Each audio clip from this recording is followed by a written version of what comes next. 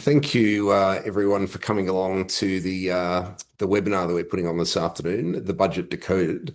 My name is Paul Williamson, and I'm the president of PDA, and I'm joined today by our relatively new CEO, Suzanne Gearing.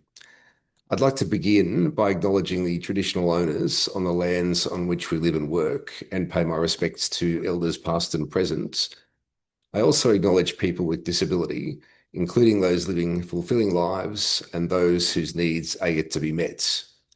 We invite you to reflect on this and to work alongside us to help bring about the changes needed so that all people with disability can live an ordinary life. Well, there's a lot going on this week with Tuesday night's budget announcement and today's tabling of the NDIS amendment bill.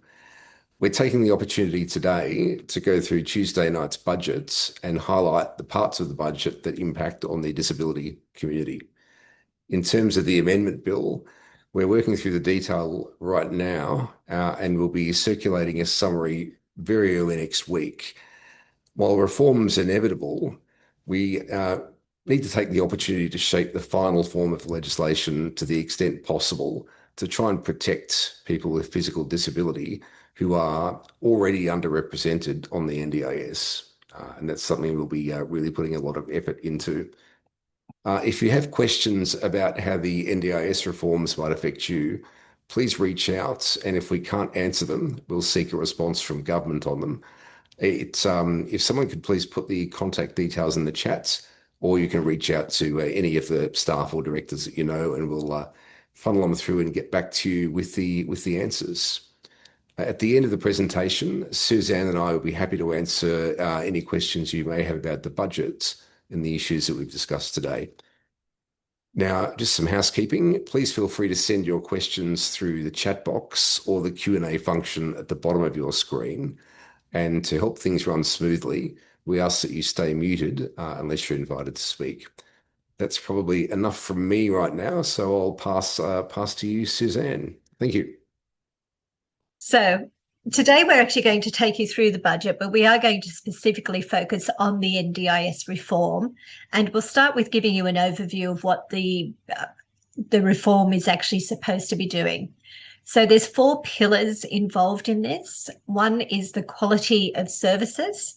The 2 is clearer eligibility. And the 3rd is slow cost growth. The 4th is fighting fraud. They're projecting a $1 billion of immediate savings for the financial year 2026-2027. So for a $1 billion savings, this is a really significant amount of money, and obviously there's going to be significant changes to come with that.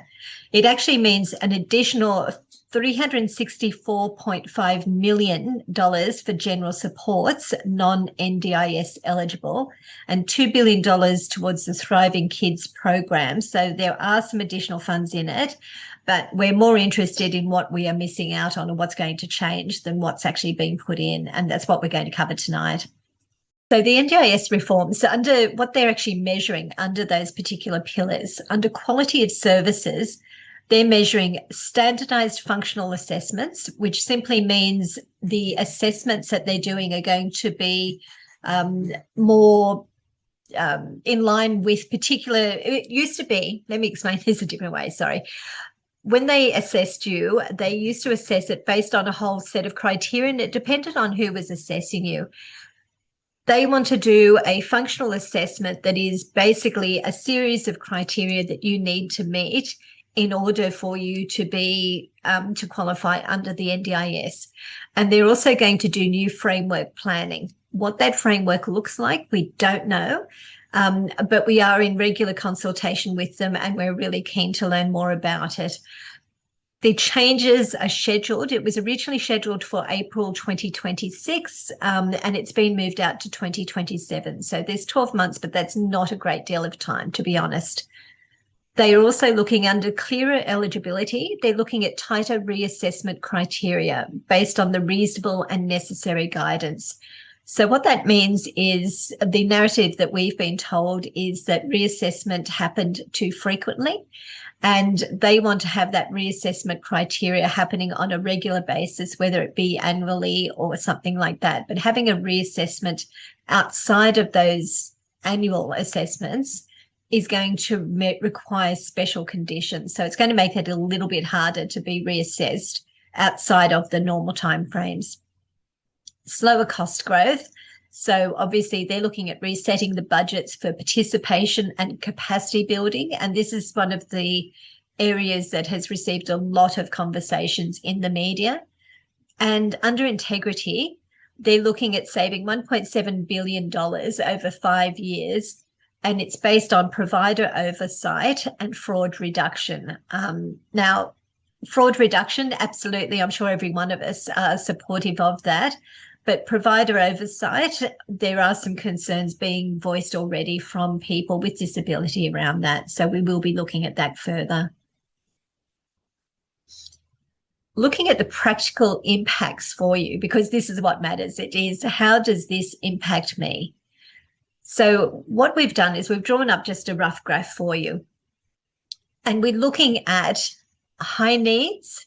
So under high needs, the likely things that you are to experience is plans being frozen and appeals surging. So that is a challenge that's coming up, and that's something we're looking at very closely. Mitigation steps are around, so these are the things that you can do to manage this, is documenting your needs, being really clear and having lots of information there so that you can argue your case, and joining a disability advocacy organisation. Now, with advocacy organisations, there are actually two types of organisations, and it's really important to be part of both. There are organisations that will advocate for you personally. So when you are going through an experience and it is not happening the way that you think it should be, where you feel that you are being treated unfairly, there are organisations that will advocate for you personally based on this particular experience. But through that process, it's really important not to forget that bigger advocacy piece, because if the advocacy organisations that do systemic advocacy, my apologies, which is about making a difference to all people with disability on a federal level or a state level, where this becomes embedded in the laws and the processes, so that it means that you don't have to go through that again, and that everyone with disability is protected. And this is where people if you join organisations like us, like the Physical Disability Australia, this is our job. We will actually advocate for people with disability on that bigger level. And it's really important to us that we hear your needs so that all of your voices are heard on that higher level. So join both organisations is really important, and we're free. Moderate needs. Now, you are likely to experience therapy and equipment cuts. So that's something that we need to think about and we need to look at.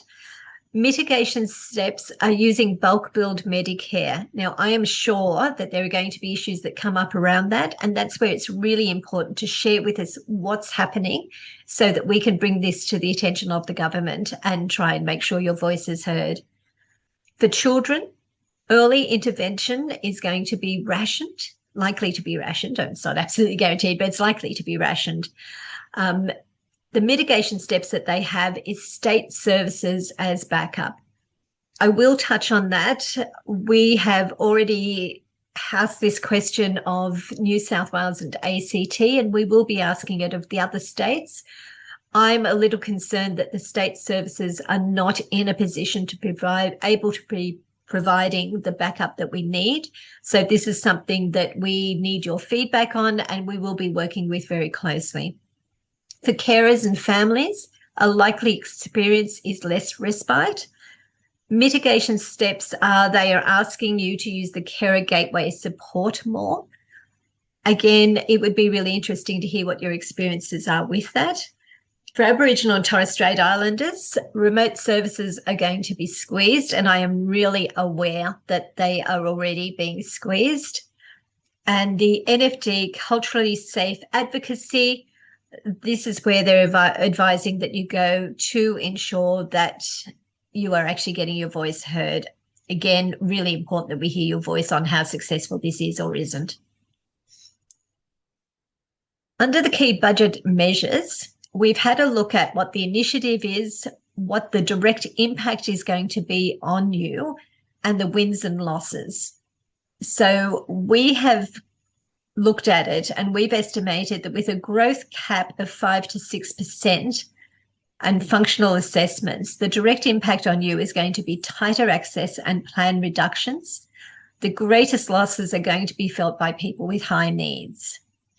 Under the DSP, there will be no changes. CPI indexation will be around 2 to 3%. The status quo will be maintained, and there won't be any wins or losses in that. So it's not going to change a great deal. Under health services, there are not going to be any expansions in the budget. This means that there won't be any therapy cost relief, and it is a loss for people, particularly with physical disability. But certainly it's going to impact everyone that has a disability. Under housing, there is no SDA boosting included in the budget.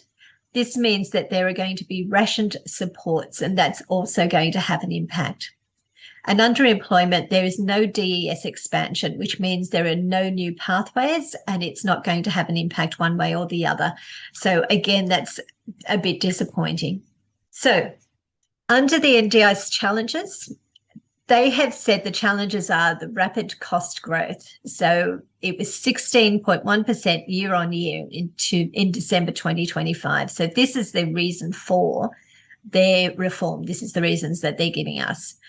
The drivers are broadened eligibility, fraud and rorts, and overlaps with health and education. And the projections that they've given are, with unchecked growth, it risks the scheme collapsing without reform. So basically they're saying it's growing. It's growing because they've broadened the eligibility, because of frauds and rorts, and because it's overlapping with other systems. Their reforms that they've put in around cost controls, fraud prevention, and boundary enforcement. So this is what the reforms are based on. Again, it seems to be on reasonable and necessary criteria rather than an understanding of the needs of particular disabilities. So there's clearly some work to happen there around conversations between the organisations and the Department of Health. So the positive impacts that they are putting within, or they're spouting within the budget, are it's going to enhance sustainability, it prevents collapse, and it safeguards high needs participants. And I'm certainly hopeful that it does. The new framework planning, they believe, is going to be equitable with consistent plans from 2027. And the fraud curbs and protects participants from exploitation. I know there has been exploitation going on. It would be nice to see that this protects people with disability without actually impacting their access to services. There are going to be some negative impacts and challenges with this. It includes the tighter eligibility, risks excluding the borderline cases, and it's going to cause short-term disruptions, particularly when we're talking about some of the services moving from federal to state and territory. Boundary shifts. So there are going to be a greater reliance on underfunded mainstream services, health and education gaps.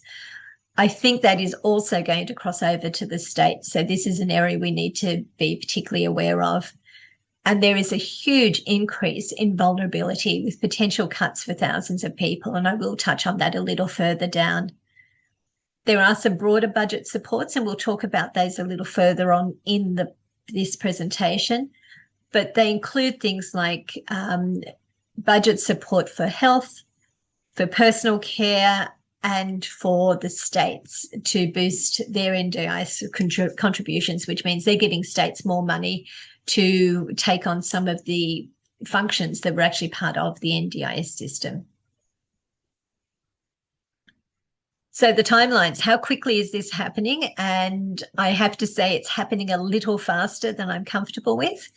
The legislation hit Parliament today, and the time frame to give a response is incredibly short. We've actually got until the 29th of this month. So it's a very, very tight timeline to be able to get information through. Your feedback during this time is particularly important because we want to make sure that they know what you feel about this. We will be analysing the legislation this weekend. And I will have something out to you early next week that says this is what the legislation is saying and this is what the impact is going to be likely to happen. And we would really love your feedback on it so we can make sure that it's included in our response. In 2026-27, this is when the legislative reforms happen and the plan reviews happen. In 2027 onwards, there will be new framework planning and full assessments through to 2028. There are things that you can do now. The first one is review your NDIS plan. Make sure you appeal your denials early. And this is where getting involved with getting an organisation to support you is really important. Monitor the Centrelink and, as I said, engage advocacy, incredibly important, particularly in a time where you are most vulnerable. So some of the other functions that are happening, that they're doing, the foundational supports and thriving kids. So they're putting in $3 billion over 5 years, matched by the states for services outside of NDIS. There will be $2 billion of Commonwealth contribution, which is part of a $5 billion total. Inclusive Communities Fund is $200 million for group social participation. And there will be Aboriginal health services and remote dialysis, which will be 12,650 treatments per year. These are the additional foundational supports that they've concluded in the budget. Under aged care and health enhancements, keeping in mind that the majority of people with physical disabilities are older, they're going to put in 5,000 new beds per year, which is a $1.7 billion incentive. There's going to be $1 billion of free personal care support at home, for example, showering, and $1.4 billion to improved access. Medicare clinics will be getting $1.8 billion permanently, and there'll be 137 extra clinics. And elder abuse prevention will be getting $3.9 million, and there will be some money put towards dementia and end-of-life care. So when I've had a look at this, again, the details and the impact that it's going to have on people with disability, the tax relief and cost of living benefits, again, it means that if you are disabled and you are working or a carer, this will apply to you. Otherwise, it's not going to make any difference at all. I'm sorry. There's $250 from 2027-28. That won't even cover your electricity bill. Instant tax deductions will be $1,000 from 2026-27. So it simplifies relief for working families. Again, I understand it's not a great deal. The Medicare levy threshold is going to rise. This will reduce the levies to ease financial strain.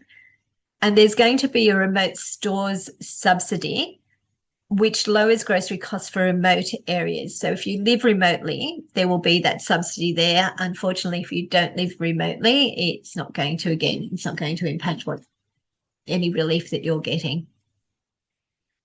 There's some other things that are food for thought here. So when I was going through the budget, a couple of things really stood out to me, along with the fact that there were a lot of challenges in this, and there's a lot of work that organisations need to do to make sure that the voices of people with disability are heard. One of the interesting things I came across was that there was a report that shows that 700 NDIS staff have been dropped. So I'm really interested to see, with a drop in staffing, how that is going to impact the delivery of the program and the new reforms. And the other thing that was a little disappointing was the women's budget statement for 2026-27. It acknowledged that women with disability as a group required specific consideration in the preamble, and then we didn't get a mention anywhere else. So although we deserve special consideration, I'm sorry, it wasn't there within that document. So again, disappointing and food for thought. I know that's a lot to take in. I have got notes that I've created. So the budgets, for anyone who hasn't actually come across a budget, and it's really hard reading, so I can understand if you don't want to. The budget comes in four sections, plus a section on the women's budget statement. What we've done is we've gone through each of those separate documents, and we've highlighted the things that are important, and we've summarized it into this document, into this presentation. There are documents that accompany it as well. At the moment, they're in a bit of Suzanne speak, so there's a few shortcuts and a few abbreviations in there. I'll be cleaning that up over the next day or so, and then I'll be sending that out to you as well. So each has been reduced to about a page. Really good reading. It will help you understand what's been said within this presentation, and is a really good piece of information to refer back to. And as Paul mentioned, we will also be going through this legislation, particularly given we have a very short time frame to respond to it. I will try and get it back to you early next week. It'll probably be Tuesday. And again, we will be inviting you to give your thoughts to it. I'll include a summary of the key points to look for, or the key areas that we're looking for comments. I really do encourage you to send us back your feedback and your comments so that we can make sure that this is heard by the federal government before this legislation comes through. And we will be sending it out through to both to not only Labor government, but we will be sending it through to the Greens and the opposition, and making sure that our view is heard as far as possible. And I think, now that you've heard me ramble on long enough, I'm sure you've got a lot of questions. Please feel free to send through your stories and comments via our website. I will also share my email address with you when I send out the information from this presentation. We'll make sure that everything that is said to us goes up to government, and I hand it back to Paul for questions. Thank you, Suzanne. I nearly got tripped up by the audio thing as well, but that's okay. Now, we have got some questions come through, so we might just start working through them. Melanie has asked, if a disability is permanent, why do I need to be reassessed?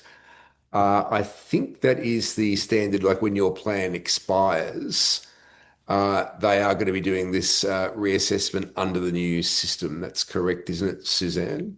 That is correct, yeah. Correct, yes. I think, unfortunately, while with certain disabilities, you would argue there really shouldn't be a need to have to be continually reassess you.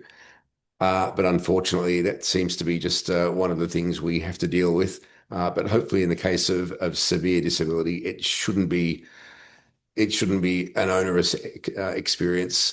One of the things I've already noticed is one of the concerns is for people with variable disabilities, which they might be okay for periods, but then not okay for others, and what happens to them under these reforms. And it sounds concerningly like they might struggle to retain the supports they need. So that's one of the things that I'll be really focusing on. D Green is asking much the same question, actually. Why do people with disability have to be reassessed when they have a permanent disability? And I agree. I think that shouldn't be a requirement, but sadly it is. We have another question from Alicia Appleby. What happens if you're living in an SDA house? Will the rent stay the same? And what about the support we receive? I'll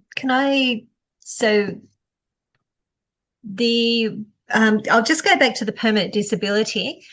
I am going to take this up as a separate advocacy piece, because I agree that permanent disability, it seems like a waste of time and energy and money to be reassessing something that is permanent. So I will be taking this up as an advocacy piece, and I'd be interested to hear stories from people around that.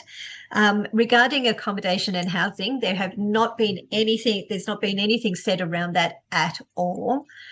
So it is something, if you could also add it into if it's been added into the comments, this is something that I will bring up and ask questions about for you and get back to you around it. Yep, that's right. Another question from D Green. How is PDA fighting proposed ideas?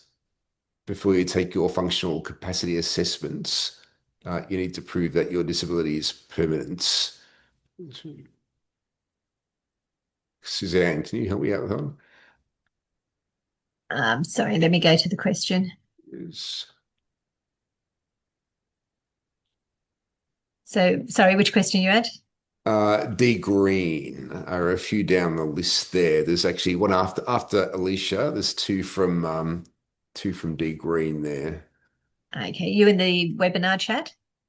I am in the Q&A Oh, section. okay. Yes, actually, I haven't looked at the chat. We'll come to that momentarily. Okay. I haven't got the Q&A here, so Okay, yeah. unless you can read it to me. We might come back to you on that one. D Green has fighting proposed ideas before you take your functional capacity assessment. You need to prove that your disability is permanent. Yeah, we might need to, if we can chat about that one, that would be fantastic, D Green. So if you can use that contact information you've got there, one of us will get back to you ASAP. And there's a follow-on question there. How do people get proper assistance if they cut SIL and STA funding? Oh, good question. Very good question. It's not like they'll be turfed out in the streets. So, but again, that would be good to chat to you a bit more about both of those questions. I've got to hear from Laura Skur. I understand that people with mild and moderate disability will be transitioned off the NDIS. Have they clearly defined what a mild and moderate disability is? I don't think they have, Suzanne, and I don't think it's an automatic likelihood that if it's mild or moderate, it's going to be transitioned off. But yeah, I don't think there is a definition of that, is there? Not that I've seen anyway, Suzanne. No, look, they haven't got a definition at the moment. It is important to note that there is a process that goes through around implementing this, and there are a series of consultations that will be happening with the disability peak organisations. So there is a lot that hasn't been determined yet. I was talking to NDIS today, and they're very much in the same position. They have not been given the finer details from federal government, from the Department of Health, around how this is going to evolve and what it's going to look like. So it is going to be an ongoing process. I was actually talking with Paul about it earlier today. And I think because this is going to be evolving and because changes are going to be coming up in bits and pieces over a period of time, I think having a regular update to members and people with disabilities like this might be a really important way of getting the message across. So as soon as we learn more, we'll put it out there. But there is a lot that is within that system where we haven't been provided with the finer details. And when you ask questions about it, they don't know the finer details either. So yeah, unfortunately, I think what we need to do around this is to actually get the questions together and have our arguments together. So as soon as it does come up, we can go straight in with our argument to make sure that everyone is protected. And it may well be that some of the things just haven't been considered fully, given it's Yeah. feeling quite rushed at this point. So I think if we can really get out in front of that and be out there with the sensible questions, I think it will do us a lot of favors and hopefully allow us to get some of the wins to protect our membership. Robert's asked a question here. What is going to happen if health issues have an impact on your current disabilities? I think that might be going to the variable nature of disability, Rob, potentially. What's going to happen if health issues have an impact on current disability? Certainly, if it's a condition that's not likely to improve or is degenerative, I wouldn't expect it to have a major impact, particularly if you're assessed and remain on the scheme. I think the issue there is going to be for people with variable disabilities. And that's in my mind anyway. That's a fairly big question. Where do they end up? Are they going to be automatically ejected? Um, so that is one of the things that I was concerned about when I had a very brief skim of the ledge earlier today. Next question. Cheryl Walsh has asked a question. How much do we expect the community fund to replace social participation?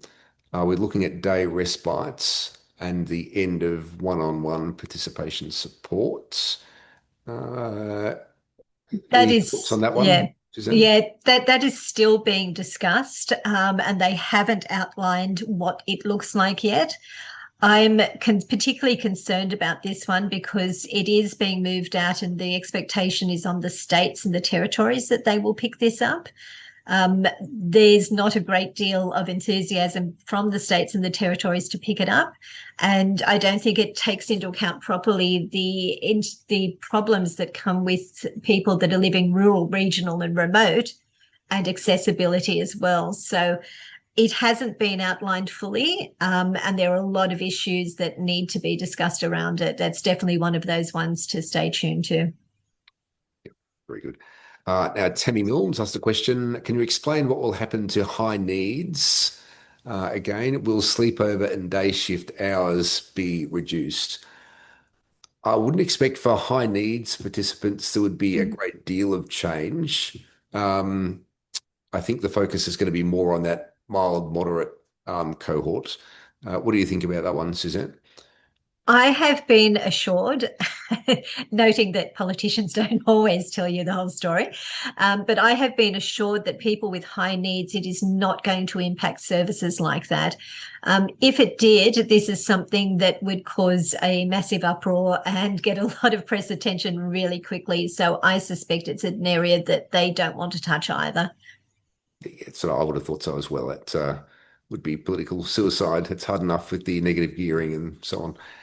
Jane Gersh has asked a question. I feel like I've had an acquired brain injury, and as I get older, may degenerate. However, at the moment, feel over time I may be taken off the NDIS. Um, yeah, these are the types of situations we just need to monitor fairly closely and try and, to the extent we can, protect people and ensure that they get the supports that they really need. And for something like ABI, then I think there's a really strong argument there that we shouldn't be cutting supports and throwing them to state systems which may or may not exist at the time. We have another one here from Alicia Appleby. What happens if you are not a person who can join a group and therefore rely on one-on-one supports? I'll throw that one to you, Suzanne. A group as in a to do community Community activities. activity Yeah, groups yeah. and so on. Yeah, look, that is another area where they haven't outlined the details, and it's another area of concern.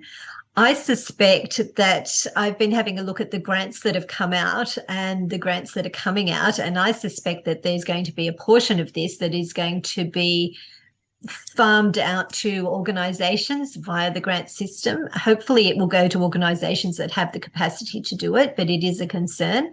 And that it will be a lot of it is still, particularly around people that don't have the capacity to go out as a group. I think it's an area that they haven't touched on in great deal. I have been assured that these activities will still carry on. They just won't necessarily be under the NDIS. There are ways that it can be supported, and there are ways that it could go terribly wrong. But it does concern me that this is something that just hasn't been given any thought at this stage. And I think it should have been something that was in amongst the priorities. So we will keep you posted on it. Another question here from Alison Barber. Why are you recommending that we go for plan reassessments? I don't think we're recommending that. Oh, no. My comment was the plan reassessments If you get a plan, if you think that you are likely to need a plan reassessment, do it now before this legislation becomes embedded. Do it now before all these changes happen, because they're going to say that the assessments happen over a set period of time. If your assessment has been done beforehand, before this legislation happens, and they're pushing it through really fast, if you get your assessment done now, it means you'll be on the right side of the time frame. If your assessment is due now and you postpone it and it doesn't happen until July 15, and the legislation goes through in July 15, you've moved over into the new system. So if you think you're likely to have a reassessment, this is the time to do it before all of these changes come through, so that you are a lot more secure. Yeah, that's right. Tammy's asked a question here. I use support workers to get to and from work and take me to the bathroom. I use my social participation funds for this. Sometimes I have to travel to other cities to work and really need support to get there and participate. Will this still be okay? Well, I think, again, for coming back to high needs people, I wouldn't expect there to be a great deal of change, particularly with the objective to be getting more participants into work. I think unwinding things which put that in jeopardy would be something that they wouldn't touch. It is a very good point, though, and that's probably something we need to look into a bit more, because I think there's been a bit of a void when it comes to employment under the scheme and what the government's going to do. They did set targets. I think it was around 30% of participants. I was at a conference where that was really spruiked, and then it fell away, and I've not heard much about it for some time. So let's keep an eye on that one, Tammy, for sure, because that's something I'm quite interested in as well. Did you have anything to add to that one, Suzanne? Yeah, they haven't allowed for any funding for other employment initiatives within the budget, which is very disappointing, particularly when I think they're talking about people with disability to be more integrated, and work is if you want to be integrated in the community and you want to have participation, work is a great way to do it, but there's no funding being put in the budget for it. So it's a definite gap. It's something that we'll be putting in our submission, but at the moment, it is a gap. Honestly, Tammy, I don't think that under high needs, it's one of those areas I don't think they'll touch. I think it's just too much political suicide to change it. That's right. Yeah. D Green has asked another question. If nothing has come out, how can I judge its merits when we don't have a framework to comment on? Well, that's we'll be pulling that together over the weekend for you and getting that out as soon as we can, which will provide a bit more information and maybe allow people to really sort of zone in on what parts are relevant to them. And that will then help us when we get those questions through. We can then be asking, hey, what happens in this circumstance, Minister? And we can get the explanation back to you, or potentially even feed into that draft bill to make sure we get changes, as I said earlier, can try and improve the situation for people with physical disabilities. So I hope that's answered your question, but please do keep an eye out for that email, which you'll get early next week. Cheryl Walsh is asking here, I've been hearing a lot of talk about high needs SIL participants being moved into aged care facilities as a cost saving measure.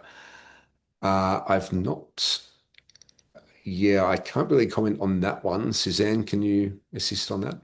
Yeah, look, I've heard those rumours too, but it has only been, one of my concerns has been the fact that there's been a lot of rumours and things happening in the media.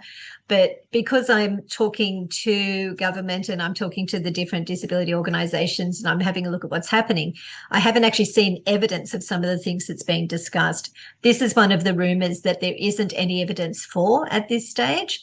And personally, I find that would be unlikely. I'm not saying it won't happen, but I find it unlikely, especially given they're trying to keep people out of the aged care homes to start with, that they're encouraging aged people, seniors, to be at home for longer rather than moving into the aged care. I find it unlikely that then they would be trying to move people with disability into the aged care homes. So there is nothing that's out there at the moment that says that this is going to happen. Yeah, and that's why we all need to be a bit careful about listening to some of the catastrophizing that's going on out there, some of which may never happen. It's really about getting a clear understanding of what the situation is putting questions to government so we can answer membership and then advocate for them if there are gaps in the ledge, which I'm sure there will be. And overall, hopefully we get a better result at the end of the day. Alison's now asking a question. For those of us with high needs, if they reduce our social and community participation budgets, do they realise that they will need to increase our activities of daily living budgets? No, they don't. They Yeah, don't realise this. This is the type of information that we need to know to be able to feed up to them, what the impacts are. So if they do this, what is the impact going to be? And I also see similar issues like this happening where they're changing something, they're taking it out of the NDIS and they're putting it into a state fund. I think they're not looking at how that's going to work either. So yep, they haven't thought about it. It's something that does need to be brought to their attention, and please send me through whatever you can. absolutely. Yeah, Alison, if you could send through a quick note to Suzanne or the address that's been put up in the chat there, hopefully. These are the sort of stories that can help us pull together our submission to the committee inquiry, which I only just discovered. Thanks, Suzanne. The time for submissions closes at the end of May, 29th of May. So we're really going to have to all put our skates on to assemble the stories, assemble our arguments and counter propositions and get that in, because 2 weeks is a crazy short period of time. So yeah, unfortunately, lots of work to be done there. Now that we might switch across to the Q&A, the chat. So I'm not sure if there's anything in the chat. While you're doing that, I'll just note I've put my email address into, I think it's the chat there. You are very welcome to email me directly. I can't promise I will necessarily get back to you on the same day because there's a lot happening, but I will get back to you as quickly as I can. It will certainly be within 2 business days. But I really do encourage you, please feel free to contact me directly. Looks like, oh yes, quite a lot going on in the chat as well. Sorry, I'm not monitoring both. Let's see, is there any questions? Yep. Can I just, sorry, Paul, while you're looking at it, it says, Annette's asked about how to locate an advocate or an advocate organisation. I presume this is for individual advocacy. Annette, there are a number. What I will do is I will email you tomorrow with an advocate that will be able to help you. That's great. Thanks for picking that, Suzanne. I skimmed over that too quickly, obviously. And we've got another question from D Green in the Q&A section. How can they create safe mainstream community groups for people with disabilities when most of the current groups that are in place do not work, as people essentially that convene those groups don't understand their needs? Good question. And that's what I think Suzanne alluded to earlier with the grants that are going out for organisations to start running these groups.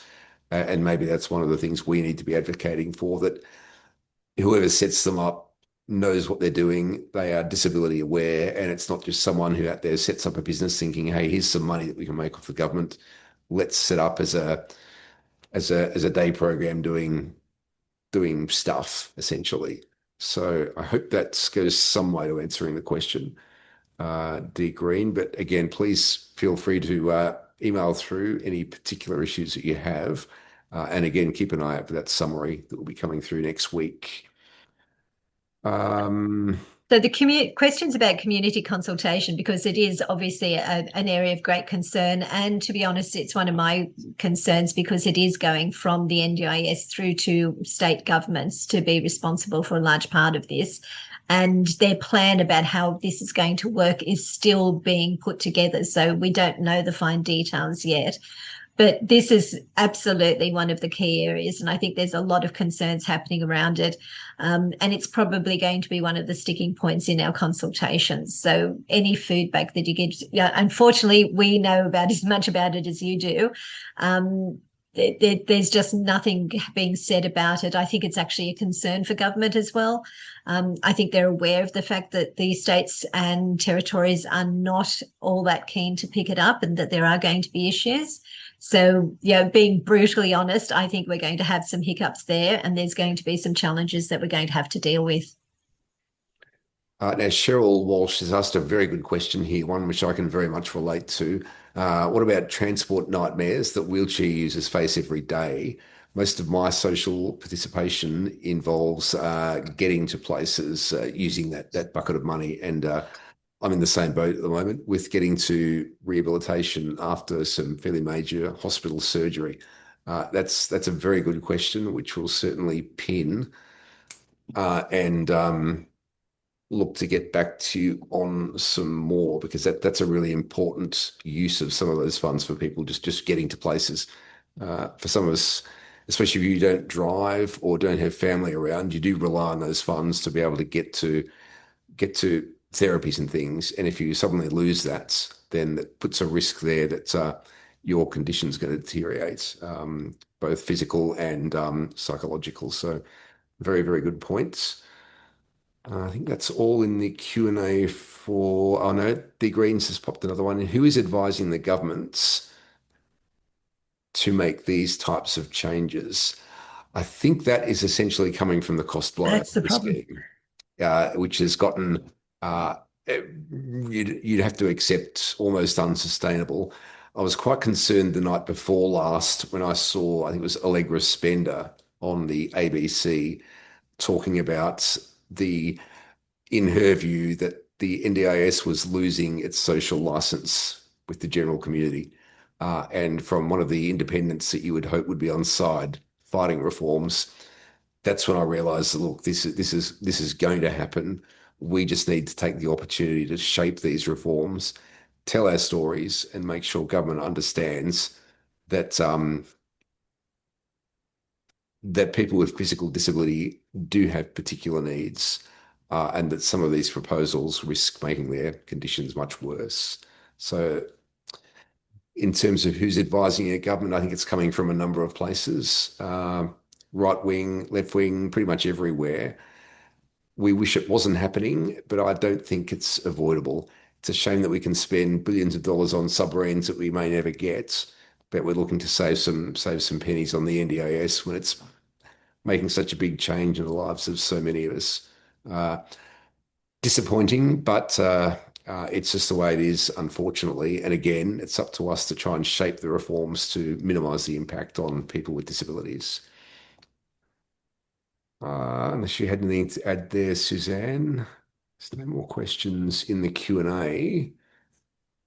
No, but I agree with transport. Transport is absolutely essential. It's essential to be able to get out into the community. It's essential to be able to go to work. It's essential to be able to go to your medical appointments. It's essential to go and see family. And the transport that we have in Australia is absolutely abysmally inadequate to deal with people with disability. Things as simple as the seats on buses that are so tiny that unless you're a size 8, you can't actually get around to sit in them, and really simple things like that. And then you have to get onto the bus in the first place. Melbourne, I had talking to a lovely lady earlier today about the accessibility in Melbourne just of buildings.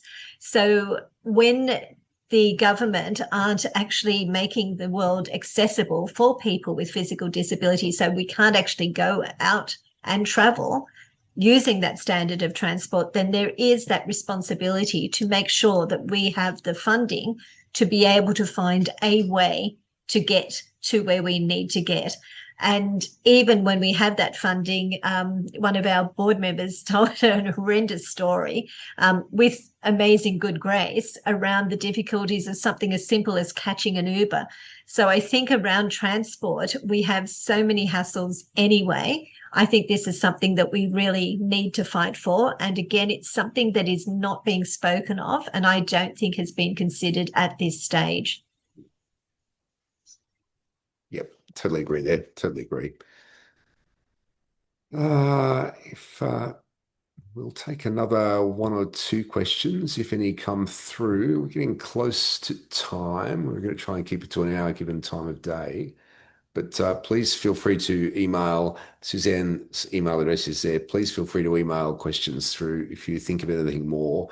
And again, please look out for that summary that will come through early next week. And if you've got any great stories, please share them with us because we can really use those in the submissions.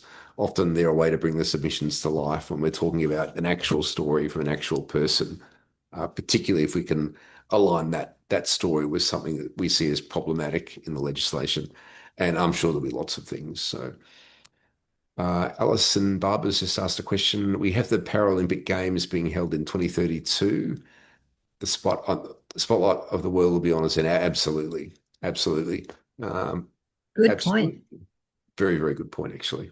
And that's an opportunity for us to really be telling our story even more, to advocate for reforms. Melanie's made a great point here. I just want a good life and the funds to make that happen. I couldn't agree more, Mel. I couldn't agree more. Some people take for granted health and their ability to get up and walk down to the shop and get the paper and back. It's for many of us that's not an easy thing to do, and it's too easily forgotten. I think in this white noise of it's costing too much, the sky's falling. What are we going to do? While again at the same time running around buying submarines. So sorry, that's just my personal view there, though. Um, There is a lot of the changes that are being made and the discussions that are happening are actually bordering on, if not actually stepping over, what we are obliged to do under the Human Rights Act, particularly in Australia. So I think there's some really good arguments that are to be made there.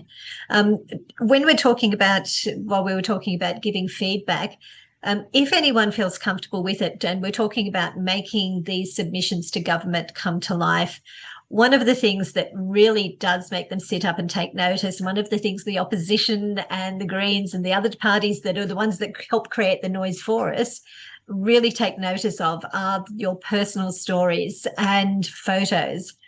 If you're willing to share a picture that says, the reason I can't do this is because, and here's the evidence for it. These things are the ones that this puts the emotion into what's happening.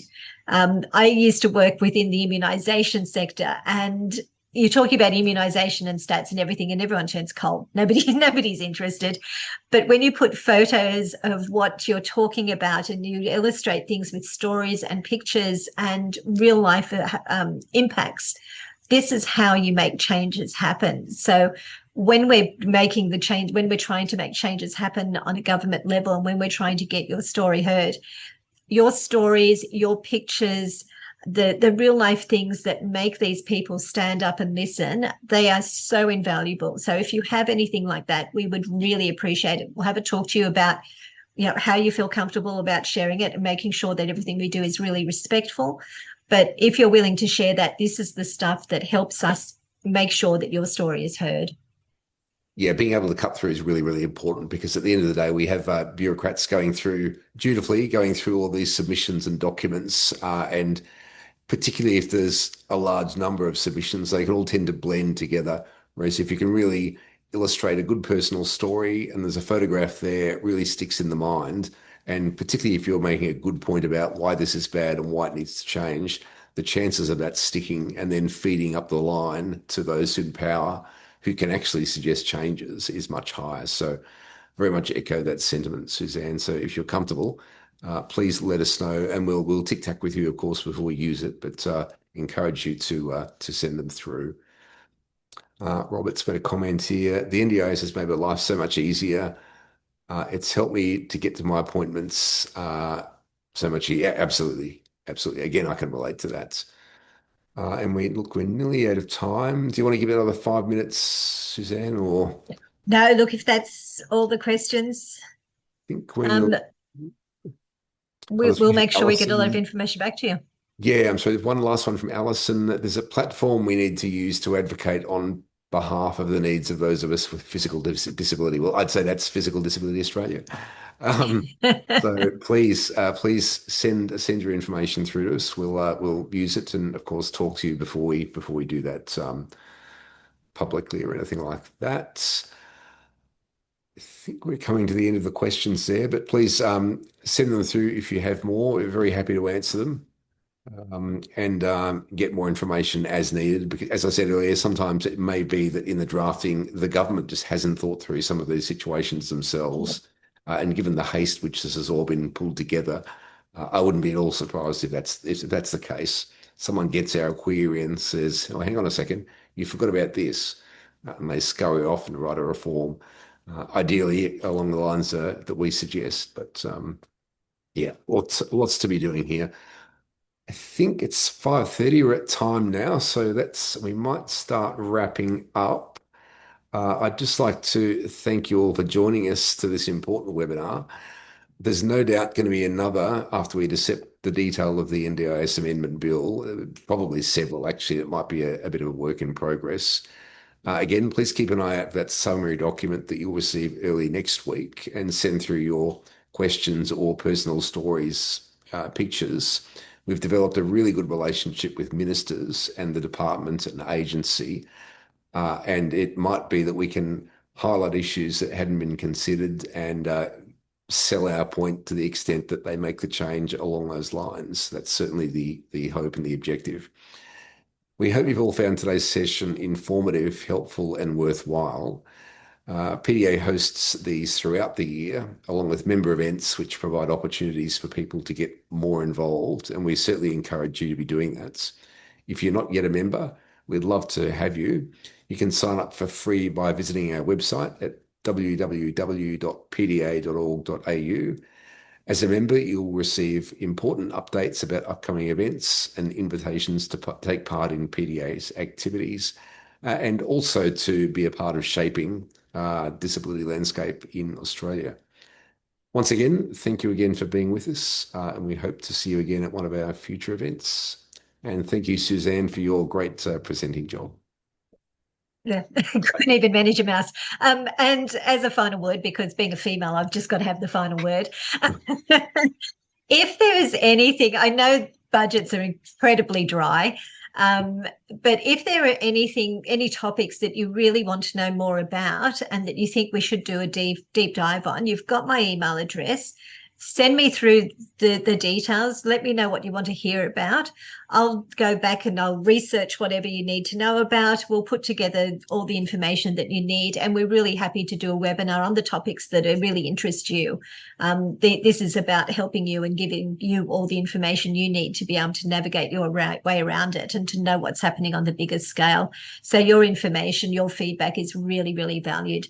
And I promise I won't do that to you again, Paul.